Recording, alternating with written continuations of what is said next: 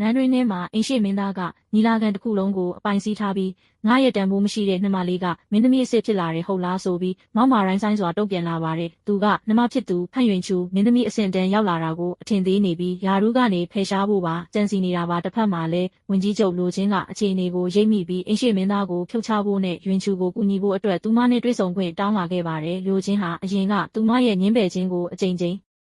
ခံခဲ့ရဘူးပေမဲ့အခုတစ်ခေါက်မှာတော့တိုင်းပြည်အာဏာကစားကွက်အတွက်ရဲရဲဝံ့ဝံ့ရောက်လာခဲ့တာဖြစ်ပါတယ်တကယ်တော့သူမဟာမင်းသမီးအစ်စ်ဖြစ်အေချောင်းကိုကြိုသိနေခဲ့တာပါသူမရဲ့မွေးစားအဖေကတနေ့မှာသမီးဖြစ်သူရဲ့ပြို့ဝှက်ချက်ပေါက်ကြားပြီးဘေးဒုက္ခကြုံရမှာစိုးရိမ်တာကြောင့်စစ်အာဏာလောဝါကြီးအုပ်ထားတဲ့စစ်သူကြီးဟော်ကျန်ဆန်းနဲ့အတင်းအိမ်အောင်ချပေးခဲ့တာဖြစ်ပါတယ်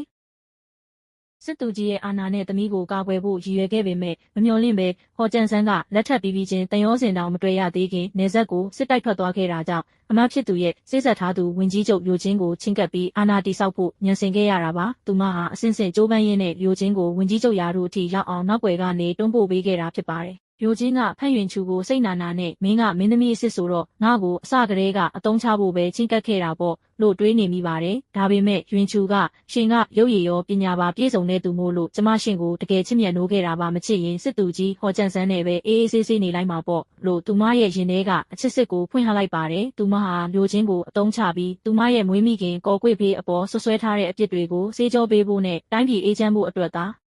ရည်ရွယ်ခဲ့တာဖြစ်ပါတယ်